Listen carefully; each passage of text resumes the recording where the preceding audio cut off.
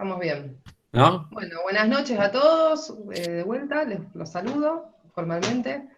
Hoy vamos a tener la clase con Mauricio Correa, que va a hablar sobre la historia del movimiento obrero en Argentina. Es el segundo módulo, digamos, la segunda clase de su módulo. Y bueno, sin más, creo que no hay mucho más para decir. Te comparto la presentación. Mauricio, ¿te parece? Dale, Dolores. Dale, Dale, yo te voy diciendo para ir pasando la dale. diapositiva. Dame. Así vamos ilustrando lo que vamos desarrollando. El otro día se me trabó a mí, así que Bien, preferí para que lo vayan pasando ustedes, porque pude pasar un par y después se me andaba con mala conexión. Sí. bien. ¿Ahí lo están viendo?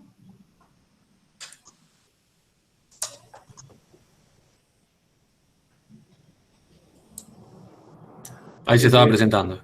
Ahí se está presentando.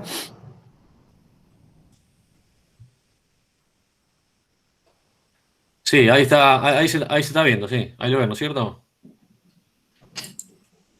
Bueno, hoy el segundo encuentro. La clase pasada en el primer encuentro en la historia del movimiento obrero argentino, que periodizamos de 1870 hasta el 2001, habíamos trabajado con la primera etapa, que era de 1870 a 1943, y habíamos dejado ahí.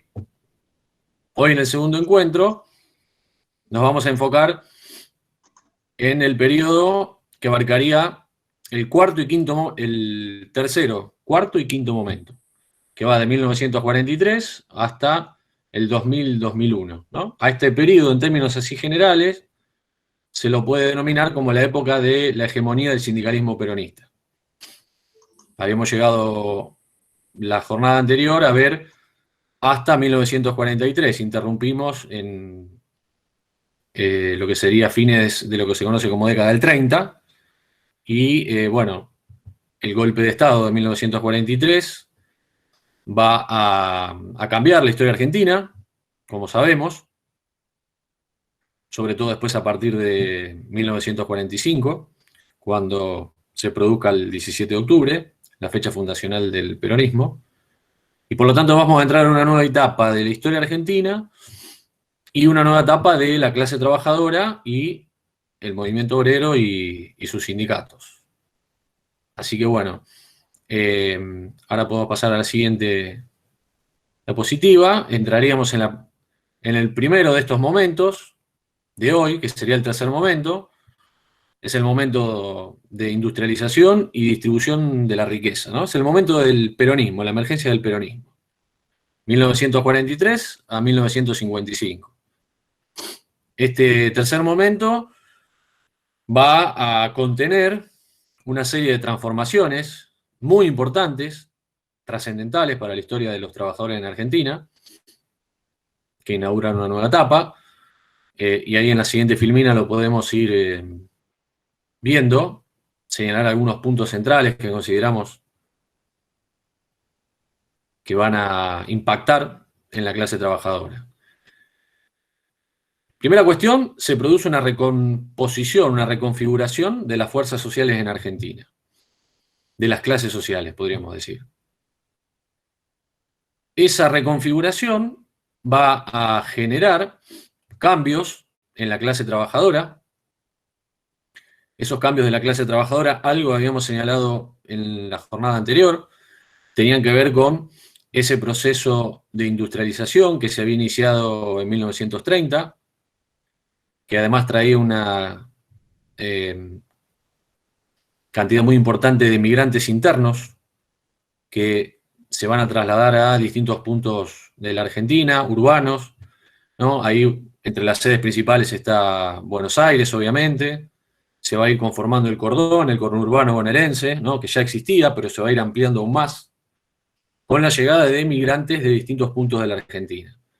No solamente de provincias agrarias, sino que también van a llegar, o sea, de las provincias que se consideran, entre comillas, más atadas del noroeste argentino o el noreste, sino que también van a llegar de la zona rural de la Pampa húmeda, ¿no? Entonces van a ir engrosando las ciudades más importantes de Argentina, como Buenos Aires, Rosario, Córdoba. Este sindicalismo va a ser un sindicalismo ahora que con la impronta que se le va a dar desde la llegada de Perón a la Secretaría de Trabajo, ¿no? Ya podemos decir que se transforma definitivamente en Argentina en un sindicalismo de masas. Esta, de hecho, es la era de las masas, ¿no? En el vocabulario de Perón aparece todo el tiempo la cuestión de las masas. Hay una nueva identidad, entonces, política, que a partir de ahora nace y que va a perdurar hasta hoy en día, que va a ser una identidad muy fuerte, que no va a poder ser reemplazada, ni va a poder ser quitada a la clase trabajadora, que tiene que ver con el peronismo, ¿no? La peronización de la clase trabajadora. Uno de los conceptos centrales que definen al movimiento obrero a partir de ahora es la idea del movimiento obrero transformándose en un poder en la Argentina, ¿no? Y esto se ejemplifica con la metáfora de la columna vertebral, ¿no? La columna vertebral de un nuevo movimiento político y social, que es el peronismo, que va a tener, en realidad la columna vertebral es porque la idea de que la cabeza era Perón, y la clase trabajadora es la columna vertebral de ese movimiento, ¿no? Esto va a estar en disputa en algunos momentos, después vamos a señalar algunas de estas cuestiones, sobre todo van a suceder en el periodo siguiente. Bueno, la idea es seguir pensando, como habíamos visto el encuentro anterior, en clave de rupturas y continuidades, qué transformaciones se van dando en el movimiento sindical, qué cuestiones podemos ver como continuidades del periodo anterior y cuáles son aquellas transformaciones que son, ¿no?, una especie de parteaguas que inauguran una nueva época en relación a las distintas temáticas que vamos desarrollando. Bueno, otro componente central, el último que está señalado acá en la diapositiva, es el fuerte vínculo que se desarrolla a partir de ahora con el Estado. ¿Qué estuvimos viendo en el encuentro anterior?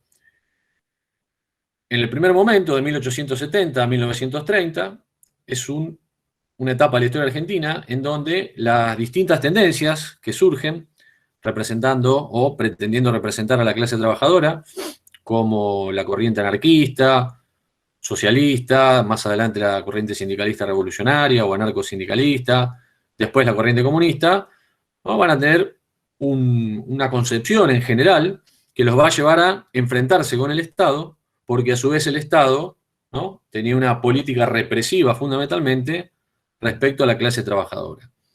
Esto a partir de ahora se va a modificar con la llegada de Perón a la Secretaría de Trabajo y después con el posterior triunfo electoral del peronismo a partir de 1946, ¿no? Ahora claramente va a haber un vínculo con el Estado. Acá hay algunas de las características que habíamos estado viendo en la otra jornada, en donde encontrábamos algunos antecedentes con el gobierno de Irigoyen en los años 30, aún con gobiernos conservadores, sectores del sindicalismo que empiezan a negociar con el Estado, que empiezan a aceptarlo como un interlocutor válido. Desde el Estado, en algunas ocasiones, se convoca a sectores de trabajadores para establecer algunos acuerdos, se inicia muy incipiente en convenios colectivos, sobre todo eso en la provincia de Buenos Aires, con un gobernador conservador, se va a ir desarrollando algunos convenios colectivos, pero todavía es algo muy poco distribuido en términos nacionales y no tiene ningún impacto general sobre la clase trabajadora.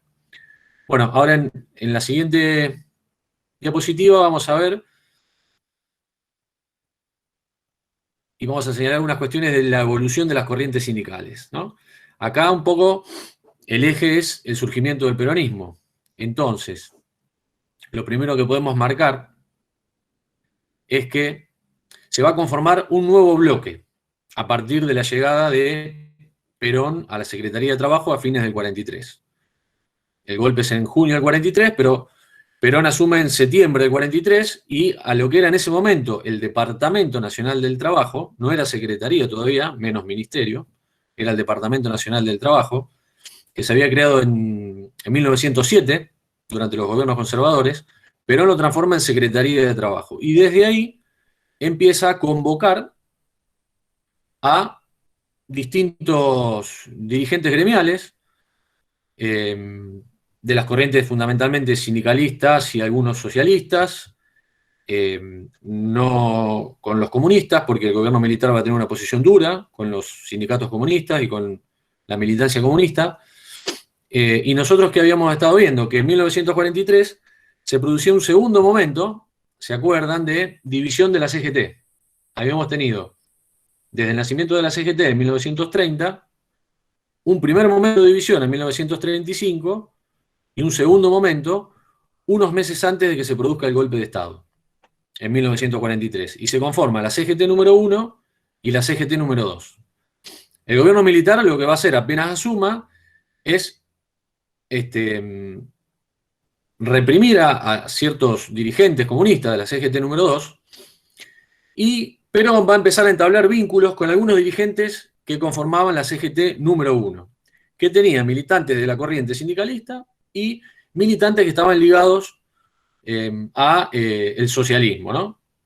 Algunos de ellos vinculados al partido y muchos otros no, ¿no? Con un ideario socialista más bien general, que venía de una influencia de la militancia y de muchas décadas de gremialismo en cada uno de los sindicatos que ya se habían hecho fuertes, como telefónicos, empleados de comercio, ferroviarios, ¿no? Habíamos estado viendo la centralidad de los ferroviarios en el periodo anterior, digamos, al 43. Entonces, ahora que tenemos un nuevo bloque que se va conformando, es un bloque que incluye organizaciones sindicales, que incluye a dirigentes sindicales de primeras y segundas líneas, y ahí podemos discriminar, ¿no? Generalmente se hace una discriminación de distintos tipos de sindicatos que van a ir apoyando a Perón, ¿no? Y con los que Perón va a empezar a tener trato desde la Secretaría de Trabajo. Entonces ahí se discrimina a los viejos sindicatos que ya existían desde hacía mucho tiempo. Acá ponemos algunos ejemplos, como telefónicos y empleados de comercio, de esos dos sindicatos que tenían militantes telefónicos de la corriente sindicalista, Luis Gay, un militante muy importante, y empleados de comercio, Ángel Borlengui, que después va a ser ministro con Perón, ligado al socialismo, ¿no? Es decir, acá se conforma un grupo de sindicatos de tradición militante, de tradición gremial de mucho tiempo, que van a empezar a articular políticas con el Estado a través, digamos, de la llegada a Perón.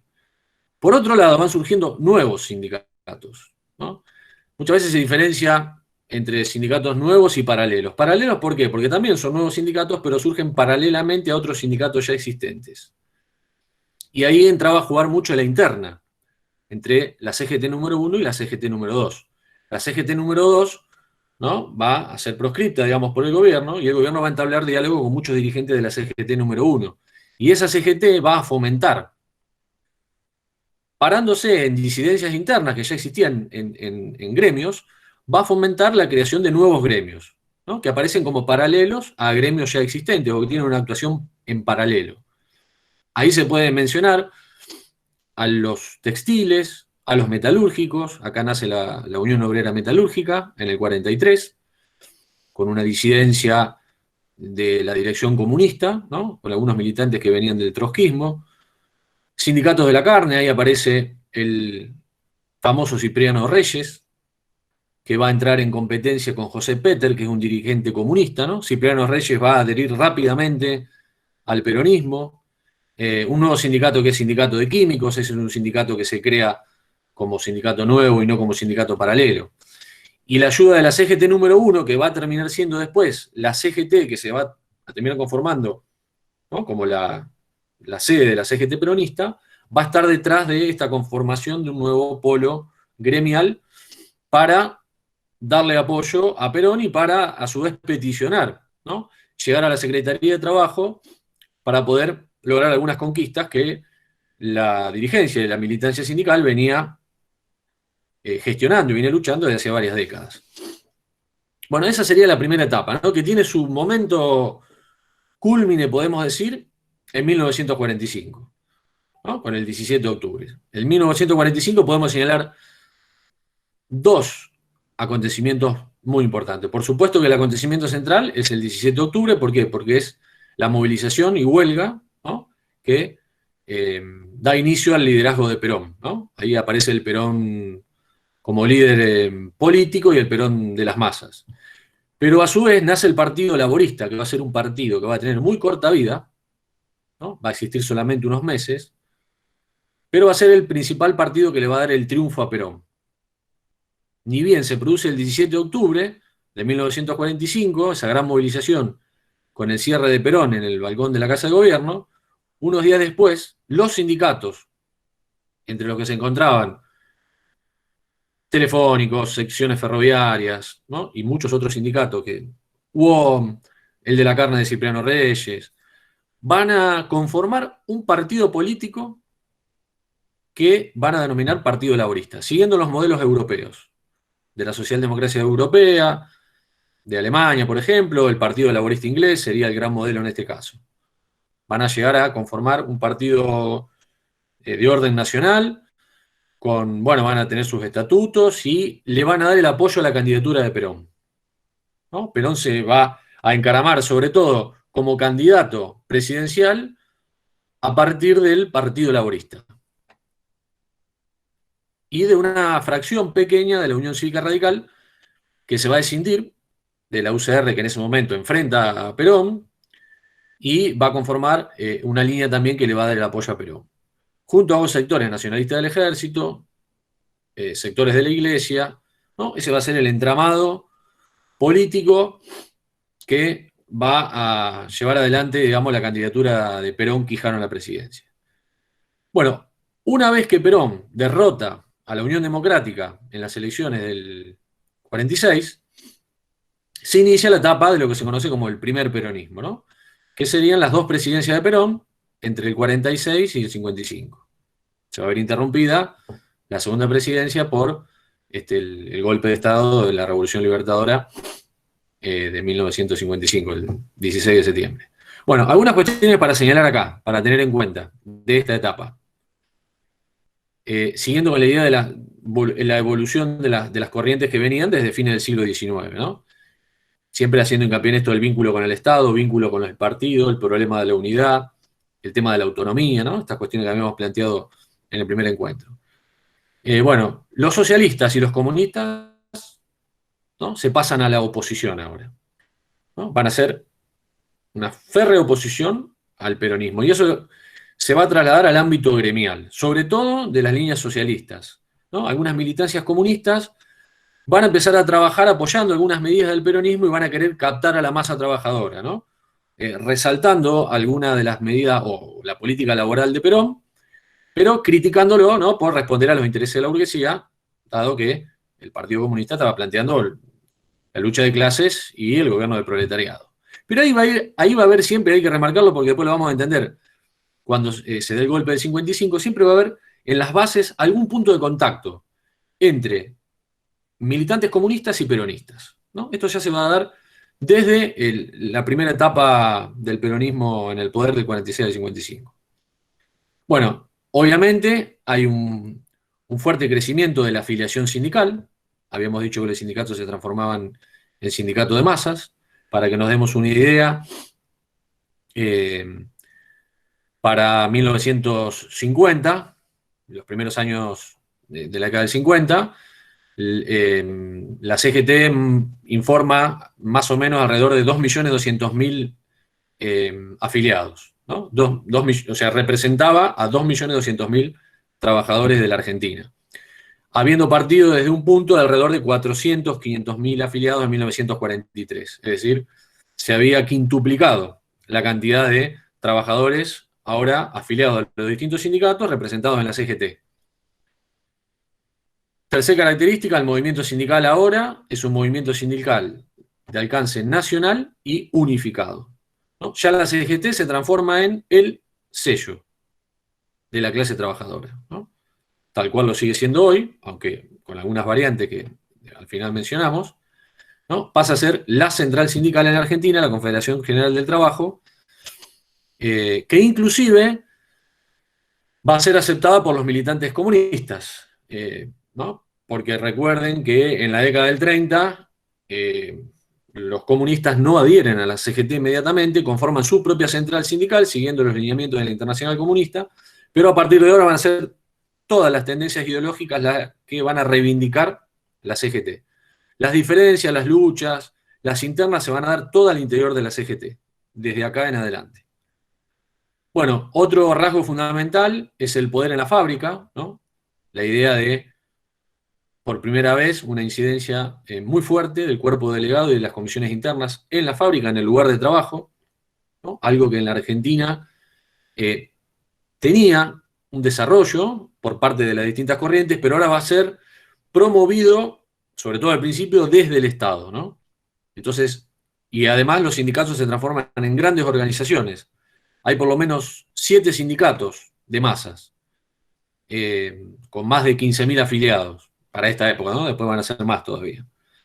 Entonces eso hace que el poder en la fábrica de la clase trabajadora, ¿no? Sobre esto está lleno de testimonios que se han recabado en trabajos históricos, ¿no? Donde aparece el trabajador ahora reivindicando su lugar, ¿no? en la empresa frente al patrón, ¿no? La idea de una defensa y un orgullo que por primera vez atraviesa la clase trabajadora de poder negociar, ¿no? En cierta igualdad de condición con la patronal. Bueno, el otro punto es la integración al Estado. ¿Qué habíamos estado viendo? Que la corriente anarquista, la corriente sindicalista al principio, la corriente comunista por cuestiones ideológicas, obviamente, inclusive la corriente socialista que pretendía llegar al Parlamento para hacer reformas, habían sido muy reticentes en negociar con el Estado. Esto se ha ido transformando en la década del 30 sobre todo. Ahora, una característica muy importante que no se va a repetir nunca más, que se da solamente con el primer y segundo gobierno de Perón, no se repite ni en el tercero, ni con Menem, ni con el kirchnerismo, ni hoy en día.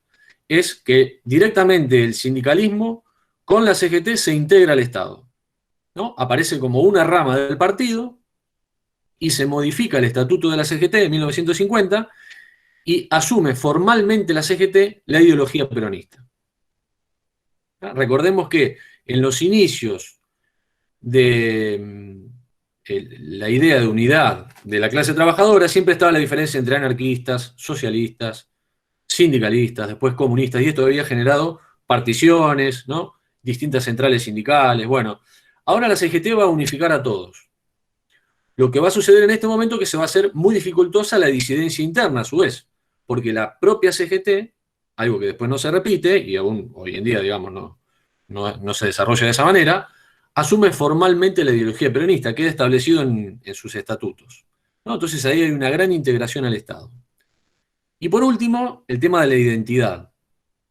Una cuestión que va a ser central de la clase trabajadora de ahora en más, es la nueva identidad política, ¿no? Identidad política e identidad sindical. Esa identidad política y esa identidad sindical, que va a ser el peronismo, va a sobrepasar, ¿no? Va a modificar el cuadro ideológico de la Argentina y va a dejar en un segundo plano a las otras corrientes, ¿no? La corriente anarquista ya muy minoritaria, pero la corriente comunista, socialista y la sindicalista también debilitada, que venían, ¿no? Siendo las que habían conformado inicialmente la CGT, van a quedar como corrientes ahora menores, como corrientes pequeñas, ¿no? La mayoría de los sindicatos ahora van a reivindicar el peronismo y van a consolidar esto que veníamos señalando de los años 30, que era el internacionalismo que queda de lado en pos de la ideología más nacionalista y abandonar la revolución en pos de reformas sociales a favor de la clase trabajadora. Bueno, ahora pasamos al siguiente punto. Vayan apuntando cosas por ahí si tienen alguna pregunta después para el momento de preguntas y debate. Bueno, institucionalización del movimiento sindical. Habíamos señalado que hasta la llegada de la Unión Ferroviaria en el 22 era una etapa preinstitucional en el sindicalismo argentino. A partir de la Unión Ferroviaria del 22 en adelante hasta el 43, 45, algunos denominan una etapa protoinstitucional, ¿no? Una primera incipiente institucionalización. Bueno, ahora tenemos ya una definitiva institucionalización del movimiento sindical.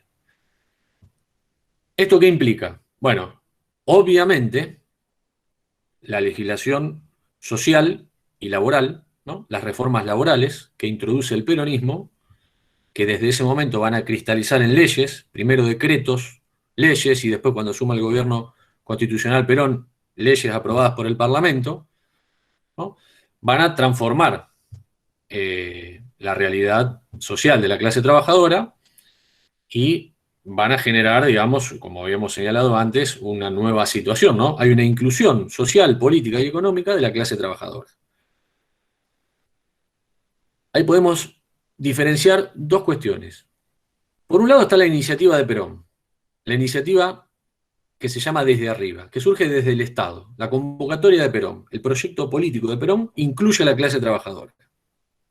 Pero por otro lado, por abajo, tenemos que mencionar que de alguna manera Perón se hace eco de las luchas que habían emprendido los trabajadores desde la conformación de la clase obrera a fines del 1800, ¿no? La idea de luchar por mejores condiciones de trabajo, ¿no? Las 8 horas laborales, vacaciones pagas, todo lo que se va a ir logrando con la legislación social del peronismo, jubilaciones extendidas para todos los trabajadores de la Argentina y no solo para algunos gremios que eran los que tenían más poder, ¿no? Todo eso después va a tener una vigencia efectiva durante el gobierno constitucional primero y segundo de Perón.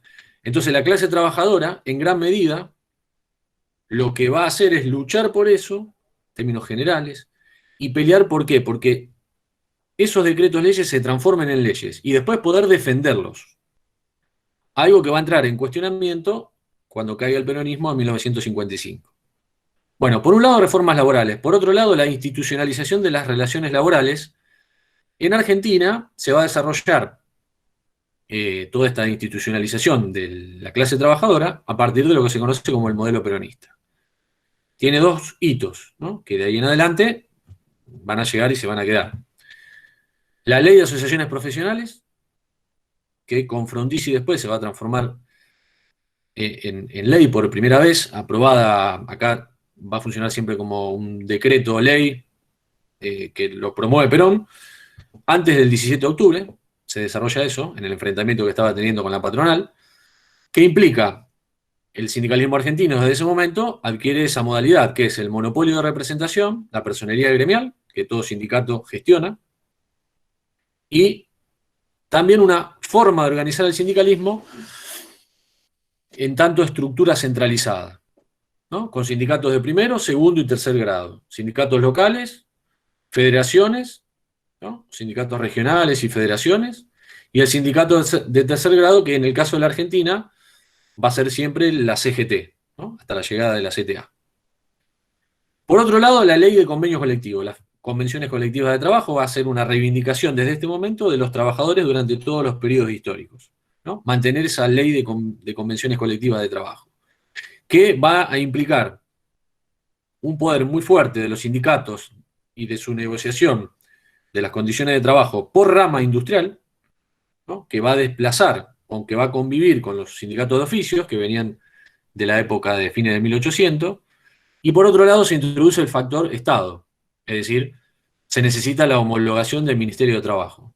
Esto lo que está implicando es la incidencia desde ahora, ¿no? Del Estado en las relaciones laborales, ¿no? Como árbitro de los conflictos entre empresarios y trabajadores, ¿no? Cada vez que se tiene que homologar un convenio, tiene que ser discutido por organizaciones gremiales de cada uno de los polos, digamos, de trabajadores y empresarios, y ser homologado por el Ministerio de Trabajo, por el Estado. Bueno, en la siguiente diapositiva señalamos rupturas y continuidades. Pensamos qué cosas cambiaron de manera fuerte y qué cosas pueden ser vistas como continuidades, aunque profundizan tendencias que ya existían. En cuanto a rupturas, lo primero es la prescindencia política se abandona definitivamente. Esta idea que había surgido al principio con los anarquistas, que después habían defendido en una primera instancia también los sindicalistas, va a ser abandonada ahora definitivamente, ¿no? Va a haber un posicionamiento político.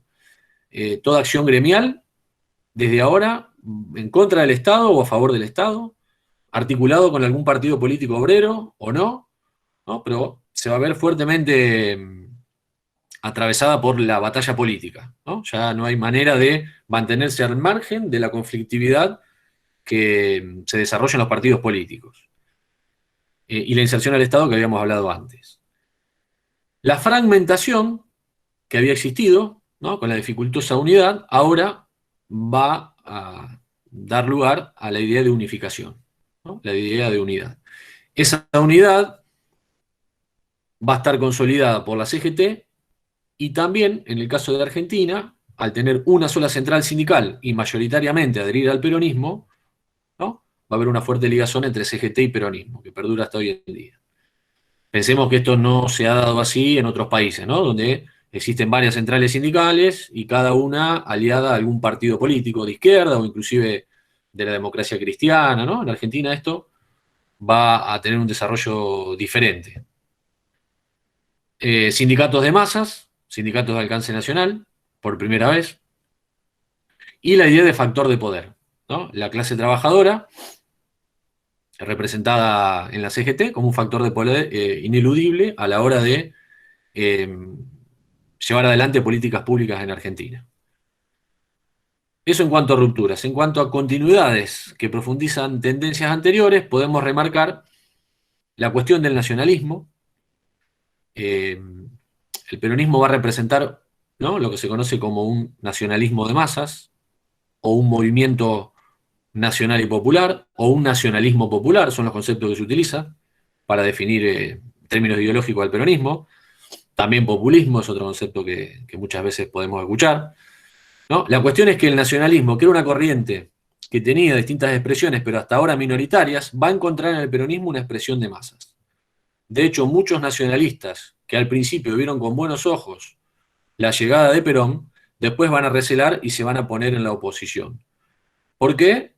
Porque ven en el peronismo una revolución social, más que una revolución nacional, ¿no? Ahí se le teme al poder que el peronismo le da a la clase trabajadora, y mucho de ese nacionalismo era un nacionalismo de minorías, un nacionalismo aristocrático, ¿no? Entonces el nacionalismo, gran componente de la ideología del peronismo y de la clase trabajadora de ahí en adelante, y el reformismo, ¿no? Esto lo podemos tomar con cuidado porque el peronismo siempre va a plantearse como revolucionario en muchos aspectos y van a surgir tendencias revolucionarias, pero la idea de reformismo la veníamos nosotros pensando, diferenciándola de la idea de revolución, ¿no? Del sindicato como correa de transmisión de un partido, o los anarquistas y sindicalistas, el propio sindicato como organización para ponerle fin al capitalismo, ¿no? Ahora la idea es una aceptación del sistema y promover reformas para mejorar la vida de los trabajadores.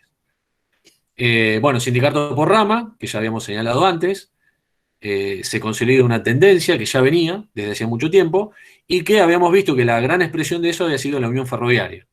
Ahora van a existir muchísimos sindicatos grandes por rama, ¿no? Empleados de comercio, que ya era un sindicato grande, se vuelve mucho más importante, con Borlenghi como secretario general, porque se va a incluir en el gobierno peronista. Textiles, metalúrgicos, construcción. Bueno, los ferroviarios, por supuesto, mantienen su poder, ¿no? Va a haber grandes sindicatos nacionales que van a incluir a muchos oficios, ¿no? Y los convenios colectivos se van a discutir ahora por rama de actividad. Bueno, ahí estaríamos ya cerrando este periodo, el periodo tercero, ¿no? Para pasar a señalar un cuarto momento. El cuarto momento lo situamos entre 1955 y 1976. Es decir, se inaugura con un golpe de Estado, el de la Revolución Libertadora, y culmina con el último golpe de Estado de Argentina, el de 1976. A este periodo muchas veces se lo denomina, porque hay un predominio de estas características: violencia política, proscripción, ¿no? Prohibición, proscripción del peronismo, y autoritarismo, dado la cantidad de gobiernos militares y golpes de Estado que se van dando en esta época. Bueno, como cuestiones centrales para plantear de esta etapa, ahora en la siguiente diapositiva, podemos señalar un par de conceptos que nos sirven para entender qué es lo que pasa en la historia argentina en esta época y cómo se posiciona el movimiento obrero. Hay varios conceptos que ilustran el periodo en esta idea de imposibilidad de que un polo político pueda imponerse sobre el otro, ¿no? Entonces aparece el concepto de empate, porque hay fuerzas en pugna en donde ninguna se termina imponiendo a la otra, una incluye a la clase trabajadora, por supuesto, y otro concepto de juego imposible porque muchos plantean que se produce un juego político en el cual el peronismo cumple un papel fundamental, pero al estar fuera del sistema y al estar proscripto, ¿no? Ahí se produce un juego en el que con la alianza del peronismo se vuelve difícil gobernar y sin la alianza del peronismo también se vuelve difícil gobernar y eso lo van a sufrir varios gobiernos radicales o gobiernos militares. Bueno, otro concepto es de semidemocracia, porque en esta época no hay democracia, la clase trabajadora y el movimiento obrero actúa en términos políticos, actúa gremialmente en un marco de semidemocracia, de ilegitimidad política por la proscripción del peronismo y, por supuesto, una etapa de alternancia de gobiernos civiles y militares. Otro elemento a destacar, esto va a impactar muy fuerte en la clase trabajadora, sobre todo en los años 70, fines de los 60, desde el Cordobazo en adelante, la cultura contestataria, la acción directa empieza a ser un recurso muy utilizado por los trabajadores en los distintos conflictos que se van desarrollando. Inclusive aparecen algunas posiciones insurreccionales que también van a tener algunas expresiones en algunos sectores del movimiento obrero. Bueno, otro dato que tiene que ver con lo económico es el cambio del modelo de acumulación. La Argentina en este momento entra en una nueva etapa de industrialización. Hay una continuidad en el modelo de industrialización, algo que se va a interrumpir después en el 76. Las dos grandes fracciones del capitalismo que van a hacerse presente políticamente son la nueva fracción del capitalismo que se llama monopolista, que son los capitales ligados a las empresas transnacionales, y lo que se llama la burguesía nacional. La burguesía nacional aliada al peronismo y lo que sería el capital monopolista aliados a otros gobiernos como el de Onganía en el 66, con Críver Bacena como ministro de Economía. Bueno, y una característica que es muy importante para tener en cuenta por cómo actúa la clase trabajadora y sus sindicatos es la represión, ¿no?, que va a ser una constante en este periodo, sobre el peronismo, sobre el comunismo, por supuesto, también, y sobre la clase obrera, ¿no? Hay un sinnúmero de conflictos, hay una cantidad muy importante de enfrentamientos en los cuales hay una represión muy fuerte por parte del Estado, ¿no? Todo esto de alguna manera va a anticipar lo que va a suceder después de manera mucho más sangrienta en 1976, pero bueno, ya la idea del autoritarismo político, la idea de la represión y la violencia política se hacen muy presentes en esta etapa. Bueno, después, pasando al siguiente punto, me parece muy importante tener en cuenta esta definición que generalmente se da del objetivo, porque este objetivo está muy presente en la dictadura del 76 también. La represión a la sociedad en general, ¿no? Acá ponemos al peronismo y la clase obrera, pero a la sociedad en general, pero sobre todo a la clase obrera, va a tener como objetivo redefinir la relación entre las fuerzas sociales, la relación de fuerza entre las clases. Algo que se había modificado con el advenimiento del peronismo, ¿no? Desde ese momento, muchos señalan que existen algunos sectores en Argentina que quieren volver a la Argentina previa a 1943, ¿no? Es decir, cuando la clase obrera no estaba empoderada, como va a estar desde la llegada del peronismo. 4 puntos se marcan ahí en cuanto a cómo se persigue ese objetivo, ¿no? Revertir la distribución del ingreso peronista, esta idea del 50-50 que genera el peronismo, reformular el modelo de acumulación, es decir, atraer inversiones en detrimento de pérdida del poder del trabajo, racionalizar la estructura productiva, empiezan los primeros momentos de racionalización, por ejemplo, durante el gobierno de Frondizi. Esto saben ustedes que se profundiza en realidad se lleva adelante con mucha fuerza durante el menemismo, ¿no? Pero ya hubo varios intentos. Y también crear un orden político menos dependiente de la clase trabajadora. Bueno, se señala que el éxito, obviamente, de esto es parcial, ¿no? Por momentos, eh, sobre todo el primer año después del golpe, eh, ¿no? Cuando queda intervenida la CGT desde ese momento, se prohíbe el peronismo, ¿no? Parece que se iba a dar alguna modificación estructural, pero en definitiva no termina sucediendo. Y cuando se plantean cuáles son las causas, se señalan dos grandes causas. Una, el bloque de poder, ¿no? Es heterogéneo, no es homogéneo, hay distintos intereses. Por ejemplo, los intereses agrarios y los intereses del capital industrial monopolista. Muchas veces están aliados, pero muchas veces entran en contradicción, ¿no? Bueno, pensemos, si no hoy, los intereses agrarios con el tema de la carne y con lo que está sucediendo con ese conflicto ahora. Y por otro lado, la resistencia de la clase trabajadora, ¿no? Sería otro factor central para que no se pueda revertir el modelo anterior y para que no pueda crearse un orden político sin una clase obrera como factor de poder. Bueno, en la siguiente diapositiva señalamos, bueno, vamos a acelerar un poco para, por lo menos rápidamente, poder ir marcando lo que estaba planeado. En relación al movimiento obrero, cómo se vincula con el peronismo y con el Estado, ¿no? Podemos marcar algunas cuestiones como el surgimiento de las 62 organizaciones, 157, va a ser el brazo político del sindicalismo peronista. Eso se expresa en los programas de La Falda y Huerta Grande, ¿no? Lo que se conoce como parte de la resistencia peronista, aunque excede al peronismo porque forman parte de algunas otras organizaciones comunistas o independientes. Después la idea de resistencia e integracionismo, ¿no? Hay una tensión, hay una disputa en cuanto a, una vez proscripto el peronismo, eh, si la clase trabajadora debe resistir hasta el retorno del peronismo al poder o se debe integrar con sus instituciones al sistema, ¿no? Esa tensión va a recorrer todo el periodo del 55 al 73.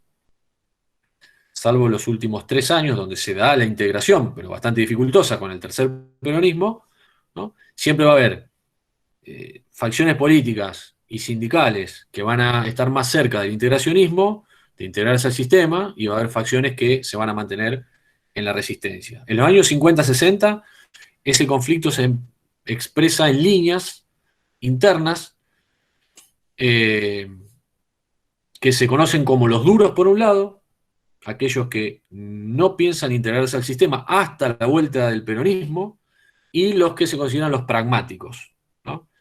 Entre los duros, por ejemplo, en un primer momento aparece la figura de Bandor, cuando arranca su carrera sindical, pero rápidamente Bandor después pasa a representar el grupo de los pragmáticos, ¿no? Pasa a ser el líder del pragmatismo sindical.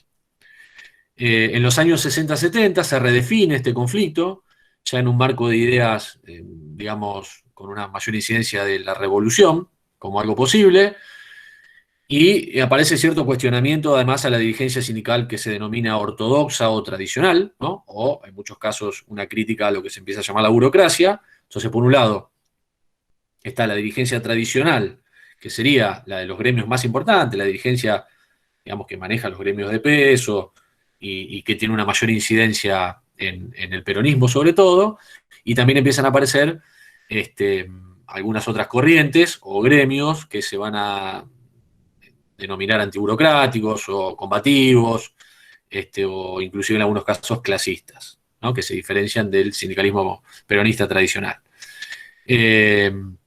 Bueno, dos ejemplos. Respecto a la idea de juego imposible que decíamos antes, o doble juego. Esta dificultad que existía de poder consolidar un gobierno con el peronismo proscripto, ¿no? La sufren dos gobiernos, Frondizi e Ilia, ¿no? Frondizi primero hace un pacto con el peronismo, después les permite presentarse elecciones y en el triunfo electoral del peronismo se produce con un fuerte apoyo sindical, ¿no? Es un triunfo electoral sindical y eso va a terminar generando, entre otros factores, la caída de Frondizi. El gobierno de Illa es un gobierno radical que se va a enfrentar al sindicalismo de ese momento y va a sufrir un plan de lucha muy importante que llevan adelante los sindicatos, toma de fábrica, movilizaciones, encuentro con estudiantes, que va a ser muy fuerte. Y a partir de un decreto que Ilia trata de modificar las leyes de asociaciones profesionales, va a generar a su vez una fuerte resistencia al peronismo, que es visto como uno más de los factores que se encuentra en el debilitamiento y la caída de Ilia en el 66, ¿no? Que después da paso al gobierno de Onganía. Bueno, en la siguiente diapositiva pensamos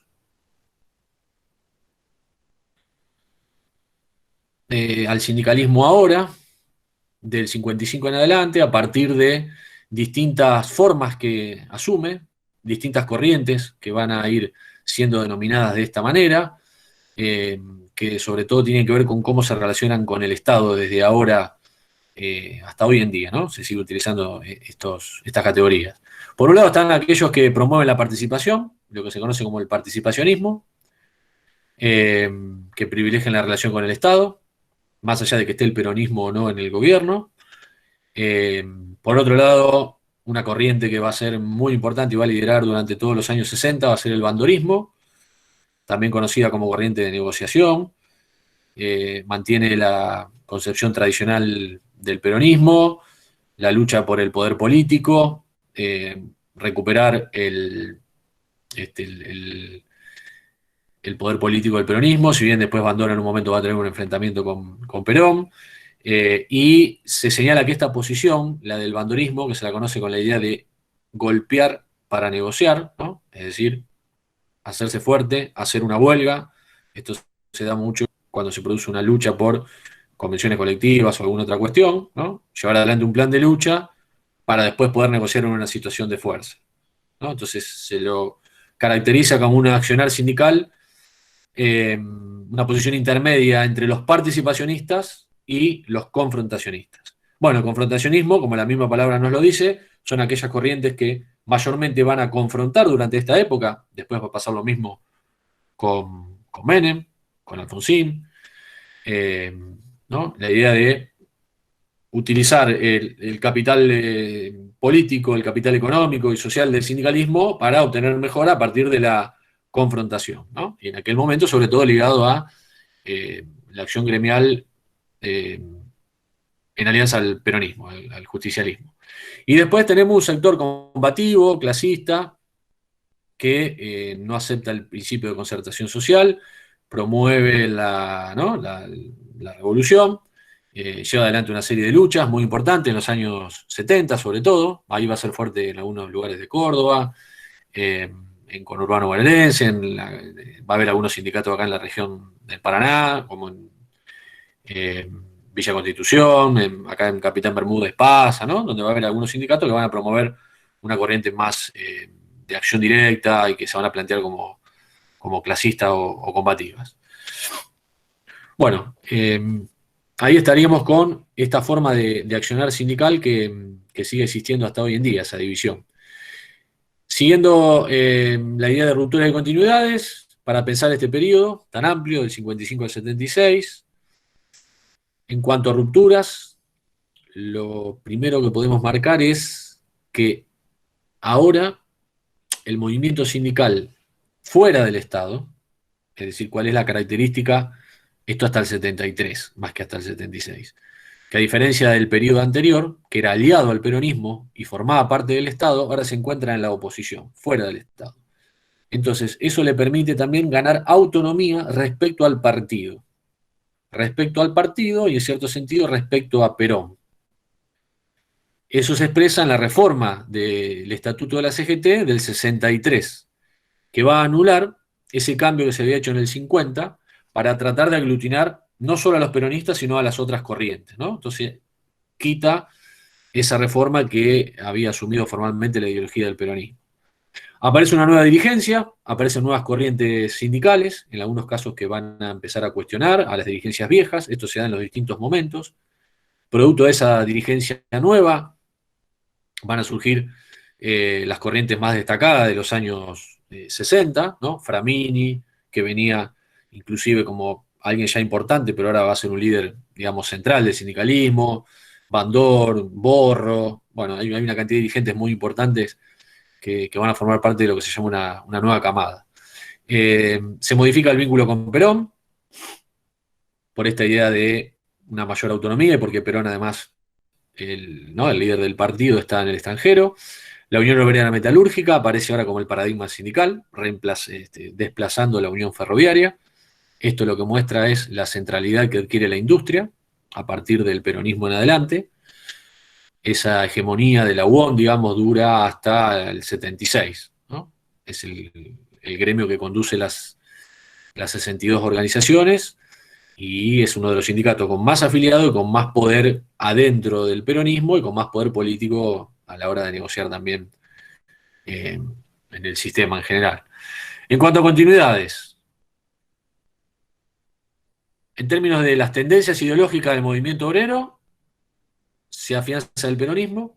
El peronismo fue combatido desde el 55, pero se va a afianzar del 57 en adelante, cuando surjan las 62 organizaciones. Eso está expresando la idea de que fracasa, digamos, el intento de proscribir y terminar con el peronismo. Y se afianza además el modelo sindical que surge con el peronismo, que es el que nos articula hoy en día todavía, ¿no? Más allá de algunas modificaciones. Bueno, el movimiento obrero, esto es una línea de continuidad, ¿no? Se vuelve un actor insoslayable, sigue siendo un factor de poder, va a crecer aún más numéricamente, ¿no? Así que te va a representar a más trabajadores todavía, porque se van a ir incorporando nuevos sindicatos, ¿no? En los años 50, por ejemplo, van a ir surgiendo nuevos sindicatos, va a empezar a haber sindicatos de las capas medias que van a representar a supervisores, por ejemplo, ¿no? Inclusive a direcciones, ¿no? Capas medias que empiezan también a tener actividad sindical, los sindicatos docentes que empiezan a hacerse fuertes.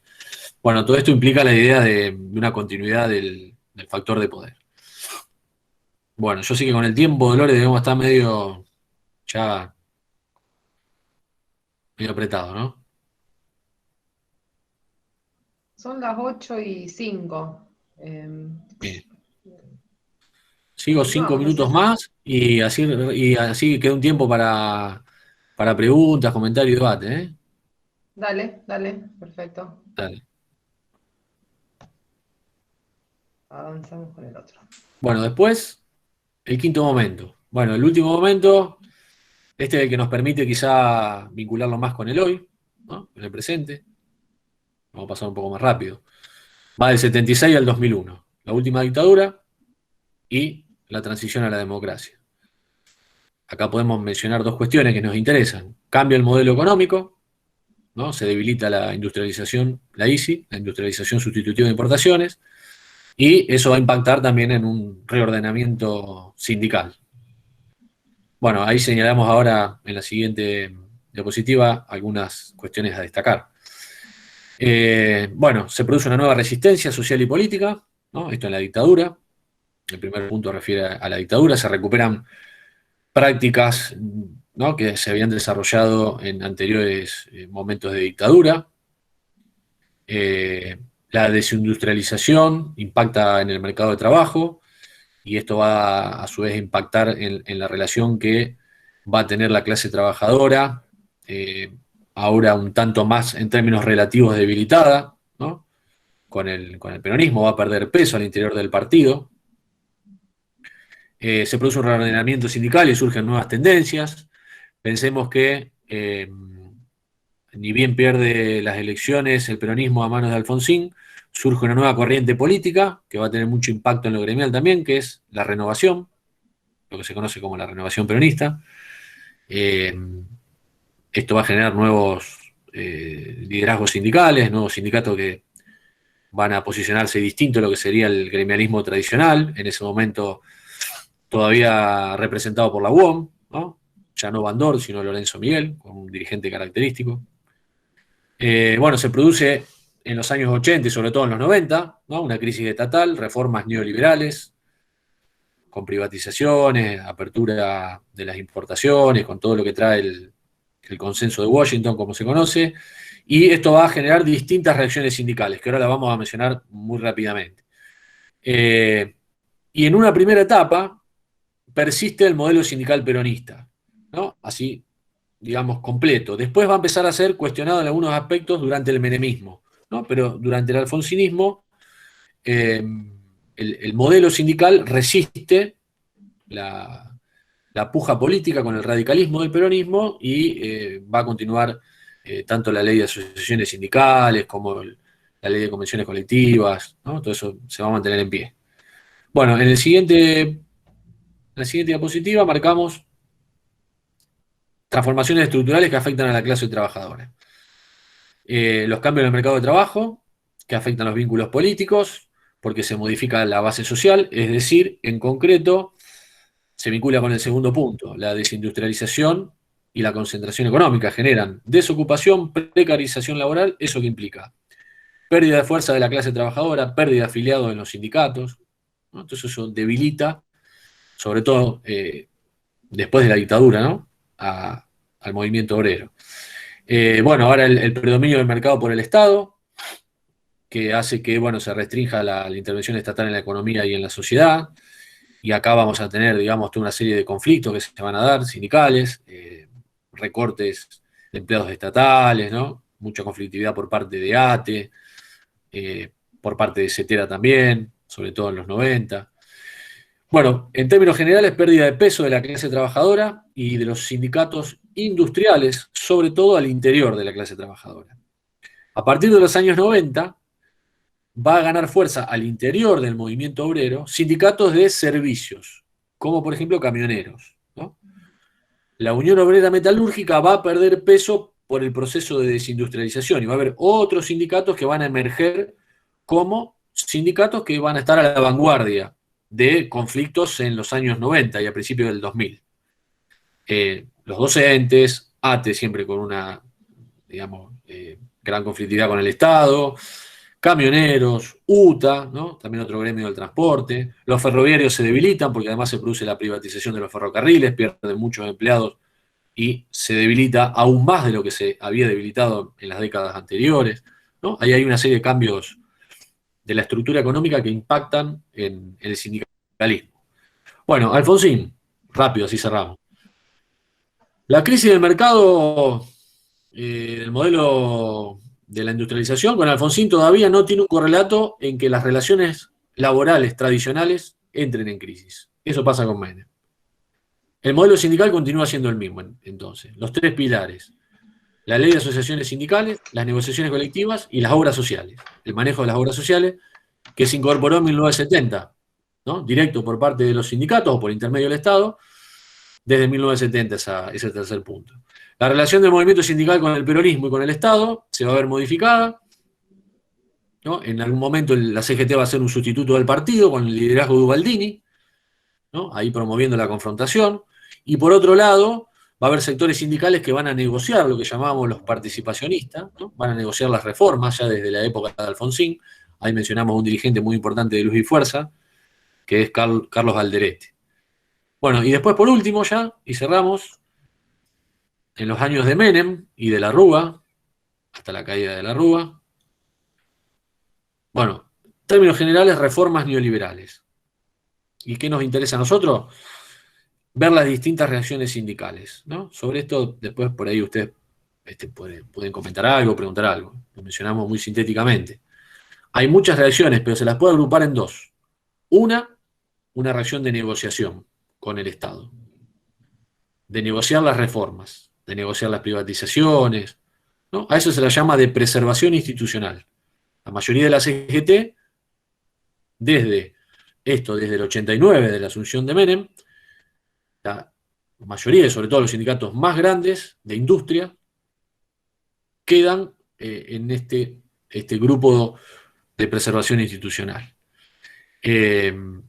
Acá hay algo para remarcar que es importante, que se lo empieza a destacar después cuando asuma Kirchner en el 2003, cuando empieza el ciclo kirchnerista, que es que la CGT y este posicionamiento de preservación institucional aceptan en la negociación la flexibilidad del derecho individual, todo lo que implica la flexibilización laboral que se conoce, ¿no? Pero más que nada atendiendo al derecho individual. Pero negocia de manera mucho más fuerte, resiste, hace movilizaciones, unifica a la CGT cuando estaba dividida, ¿no? La CGT se divide de nuevo acá entre el 89 y el 92. ¿Para qué? Para preservar lo que se llaman los derechos colectivos. Por ejemplo, la estructura sindical, negociación colectiva, obras sociales. Esto es importante remarcarlo porque esto entra en crisis en la época del menemismo, pero es un pilar de la recuperación del sindicalismo desde el 2003 en adelante, desde que asume Néstor Kirchner, desde que se produce la caída de la Rúa, ¿no? En realidad, al principio con Duhalde, pero con Néstor Kirchner. ¿Por qué? Porque los sindicatos, a partir de la preservación institucional, se pueden parar ahora en una situación distinta para negociar con el Estado y para volver a recuperar algunos derechos que se habían perdido y mejorar la situación de sus afiliados, ¿no? Esto se desarrolló mucho del 2003 en adelante. Bueno, y una última característica para marcar que está muy vinculada a eso, la pérdida de peso en el PJ. Bien, y ahora lo último, pasando a la siguiente, los que no estaban en preservación institucional, ¿no? Generalmente se señala que están en la confrontación. En esa confrontación se produce un hecho que es novedoso, desde el 91, va a tener su eco en el 96, cuando se funde definitivamente, aparece la CTA, la Central de Trabajadores Argentinos, ¿no? Parte de esa confrontación la lidera la CTA. Es una novedad porque desde el 30 todos los sindicatos aceptaban que la pelea interna se daba adentro de la CGT. Ahora, por primera vez, hay un grupo de sindicatos, encabezados por ATE y CETERA, que decide separarse de la CGT y conformar una nueva central sindical, que todavía existe hoy en día, que está partida en dos, que es la CTA. Acá podemos pensar qué tradiciones están presentes acá, aunque esté muy distante en el tiempo. Bueno, acá estaría presente, por ejemplo, la tradición de la corriente sindicalista cuando había conformado la USA, que era una central sindical que había conformado, o la tradición de las corrientes al principio socialistas, la COA, ¿no? Es decir, esta central sindical se quita de la alianza con el peronismo y promueve otro tipo de sindicalismo desligado del peronismo, por primera vez. Y por otro lado, aparece el MTA, para destacar, desde el año 93-94, que desde el 97, y sobre todo con De la Rúa, entre el 99 y el 2001, va a ser protagonista de muchos conflictos importantes, ¿no? Después va a ser CGT disidente. Ahí lo que tenemos es una tradición orientada al Estado. Esta es un grupo de sindicatos que promueve no salirse de la CGT, sino que promueve recuperar la CGT para volver a las políticas tradicionales del peronismo, ¿no? Eso lo diferencia de la CTA, que la CTA plantea no volver a la CGT y formar una nueva corriente. Hoy esto está en discusión, pienso, ¿no? Porque el sector de Yasky de la CTA se especula que volvería a la CGT si se dan ciertas condiciones. Un sector de la CTA. Bueno, esto sería como punto de contacto, unidad de la acción, pero diferencias entre las dos corrientes. Por supuesto, la CGT seguía siendo la corriente que agrupaba alrededor del 60-70%, digamos, de la masa de trabajadores, ¿no? Pero estas centrales son muy fuertes en términos de combatividad, ¿no? De plantear marchas federales, ollas populares, ¿no? Todos los conflictos que se desarrollan en los 90. Bueno, ahí estaríamos, Dolores, ya Bien, para poder abrir, tener un tiempito, aunque sea para dale, inquietudes, perfecto. cosas que surjan. Buenísimo, Mauricio, gracias. Bueno, ahora si alguno quiere levantar la mano o, ¿tiene alguna pregunta para algún comentario? Eh, es el momento.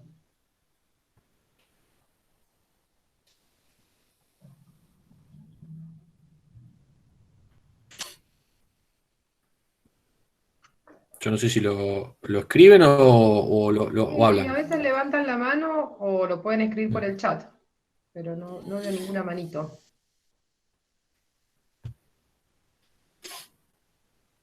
La verdad que es un recorrido intenso. Fueron muchos años, muchas idas y vueltas. Sí. Está bueno ver cómo se va dando todos los diferentes procesos. A ver, si alguien acá. El monopolio de representación, acá me pregunta Eduardo. Bien, ahí va. El monopolio, sí. Bien. Bueno, el monopolio de representación y estructura centralizada, bien, serían las características del modelo sindical argentino, ¿no?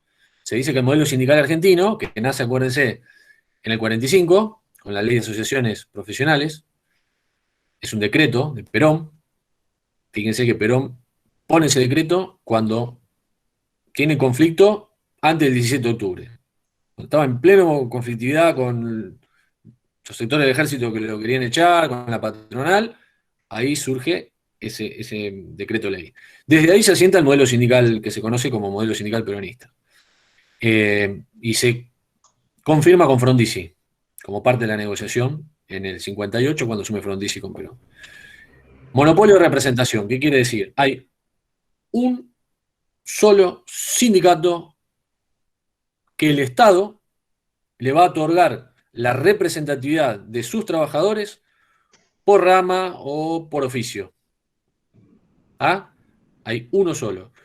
Puede haber más de un sindicato representando los metalúrgicos, por ejemplo, o representando la UTA, o representando camioneros, digamos, si quieren ustedes. Puede haber más de un sindicato. Pero ¿cuál es el problema? Hay un solo sindicato que el Estado acepta para llevar adelante las negociaciones colectivas. Con lo cual, pierde todo sentido que trabajadores se afilien a un sindicato y coticen en un sindicato que no va a llevar adelante las negociaciones colectivas, ¿no? Entonces eso va a ser motivo de, va a ser motivo de lucha. ¿Por qué? Porque ese modelo sindical es un modelo que va a quedar muy ligado a la mayoría del gremialismo argentino, ¿no? Y muy pegado al peronismo. Pero, de alguna manera, había algunos antecedentes. Porque ya los sindicatos importantes, que eran conducidos por militantes socialistas o comunistas, intentaban un monopolio de la representación, querían monopolizar la representación, ¿no? Pasaban a sindicatos más chicos, estaban enfrentados con el Estado. ¿Qué es lo que cambia ahora con el peronismo de ahí en adelante? El Estado, por primera vez, se mete de lleno en la legislación laboral y la legislación sindical. Se mete de lleno como árbitro, primero, ¿ah? Porque pensemos que desde el peronismo el Estado se asume ya como árbitro indefectiblemente. Es decir, el Estado dice, bien, tenemos acá organizaciones patronales. Le dice a los... Porque, ¿qué promueve Perón? La organización, ¿no? Porque Perón, con su mentalidad militar de la época, nacionalista, con inquietudes sociales, ¿qué promueve? La organización. Les dice a los trabajadores, organícense en gremios, el Estado lo promueve, lo apoya, y promueve la organización de los empresarios también. Por eso surge la CGE durante el peronismo, que va a combatir a la UIA, ¿no? Surgen las organizaciones patronales. Desde ese momento, cuando se intenta llegar a un acuerdo entre trabajadores y empresarios, ¿no? Ya el Estado indefectiblemente aparece como árbitro. Ahora, ese arbitraje no se da sobre 10 sindicatos, sino que el Estado lo que promueve es un sindicato. Es decir, el monopolio de la representación. En algunos momentos históricos surgen otros sindicatos. En algunas ramas hay más de uno. O en algunas no se consolida nunca la rama, ¿no? Y hay más de un sindicato. Pero son excepciones. La regla empieza a ser el monopolio de representación, la personería gremial a un solo sindicato, que abarca toda una rama. ¿Ah? Vamos, camioneros, sindicato de ustedes, ¿no? Está la federación que ustedes tienen, no hay 5. Ahora, en algunos momentos surgieron algunos conflictos. Por ejemplo, vamos a los docentes. En los docentes nunca se dio, yo soy docente. En los docentes nunca se dio el monopolio. ¿Por qué? Porque es otro gremio, tiene otra historia. Hay muchos sindicatos. Hay una confederación que es la más fuerte, que es CETERA, pero está UDA, hay otros, ¿tá? Conviven. En las ramas de industria y en las ramas de servicio, mayormente hay un solo sindicato. Históricamente fue siempre así. Entonces puede haber otro que quiera surgir. Hace poco, no hace tanto, en UTA había surgido un grupo que quiso armar un sindicato y afiliarse a la CTA, porque UTA está en la CGT, y no tuvo suerte, ¿no? Hubo un enfrentamiento violento inclusive. De vez en cuando aparece la idea de conformar más de un sindicato. Ahí hay distintas miradas, ¿no? Hay algunas miradas que dicen que tiene que haber más de un sindicato. Acuérdense que, para remitirlo al inicio, la idea del monopolio de representación no tiene un punto de contacto directo con la idea de unidad sindical, que desde un comienzo buscaba la clase trabajadora. No tiene un punto de contacto directo. Pero hay algo ahí que podemos pensar como un antecedente. Lo que pasa es que en aquel momento había corrientes rivales muy fuertes y cada una quería tener su propio sindicato, que es lo que pasa en otros países, ¿no? Es decir, en una rama de producción hay un sindicato ligado al Partido Comunista, hay uno a la democracia cristiana, hay uno al Partido Socialista, ¿no? Y hay uno puede haber a otro partido, trotskista. La Argentina tiene la particularidad en ese sentido de sostener el monopolio de representación desde el 45 en adelante, ¿no? Y ha habido momentos donde se ha intentado modificar eso. Con algunas dictaduras se lo intentó modificar, pero después la idea de factor de poder hizo que el sindicalismo negociara y sostuviera la representación sindical. Bien. Ahí Eduardo Paiva pidió la palabra. Eduardo.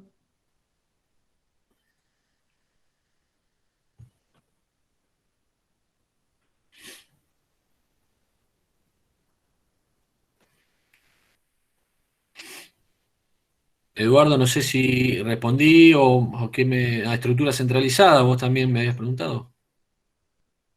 Ah, bien. Ah, Bueno, la estructura perdón. centralizada sería, Está bien. bien, estructura centralizada, bueno, sería la característica, digamos, en Argentina existen sindicatos de primer grado, sindicatos de segundo grado, que van a aglutinar a los sindicatos de primer grado, a federar, y sindicatos de tercer grado, que es la CGT o la CTA, o algunas federaciones grandes. Hay toda una estructura que parte de una base y llega ¿no? a una cúspide en la pirámide. Y esa estructura es una estructura que termina centralizando todo el poder político. Eso es resaltado por muchos y criticado por muchos otros. Depende a dónde se pone la mirada, ¿no? Pensemos, una de las principales críticas que a veces ha surgido tiene que ver con el excesivo poder que muchas veces tienen las dirigencias nacionales situadas en Buenos Aires, ¿no? Desde regionales del interior. Es decir, como todo va para allá y vuelve la recaudación históricamente, ¿no? Hay un manejo económico sumado a las obras sociales que le da mucho poder a la dirigencia nacional. Eso fue muy criticado en los años 60, 70, bueno, y en algunos otros momentos también. ¿Qué se sostiene defendiendo la estructura centralizada? Se dice, bueno, de esta manera el sindicato mantiene la homogeneidad y la fuerza a la hora de ir a negociar con el Estado y con la patronal. Esa sería la otra mirada, ¿no? Yo les cuento las dos miradas que están ahí en competencia.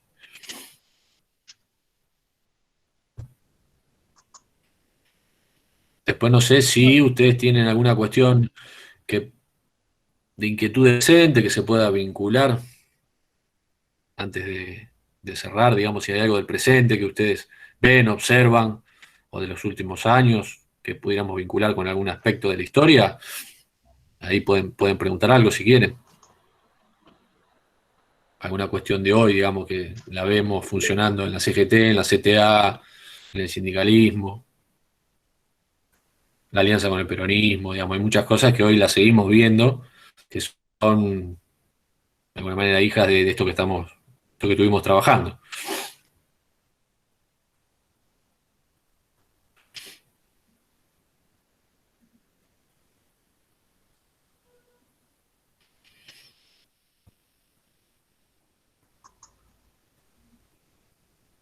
Bueno, me parece que no hay más Me consultas. parece que el otro día estuvieron más preguntones los compañeros. Sí, faltó Juan también, que siempre hace su aporte interesante. Se ve que Bien, no pudo conectarse hoy. sí, sí. Eh, Perdón, sí, Juan me mandó un mensaje Está viajando, que está yendo a Buenos Aires. Ah, sí, sí, nos imaginamos porque él siempre Manda siempre saludos a participa. todos. Bueno, gracias.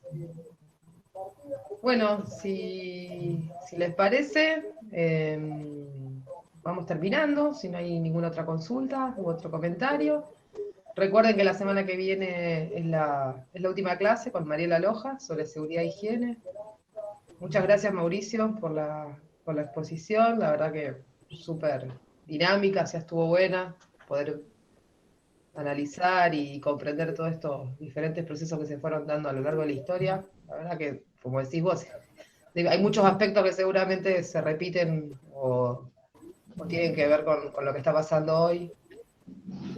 Así que bueno, si les parece, nos veremos la semana que viene. Gracias, Mauricio. Gracias, Mauricio. Muy buena clase. Muy claro, sí. Muy bien Bueno, explicada. gracias a ustedes, gracias a vos, Dolores, y a los compañeros por la exposición, te vuelvo a agradecer. Excelente clase. Gracias, muy bueno. Muy buena la explicación. Excelente. Gracias. Hasta la semana que viene.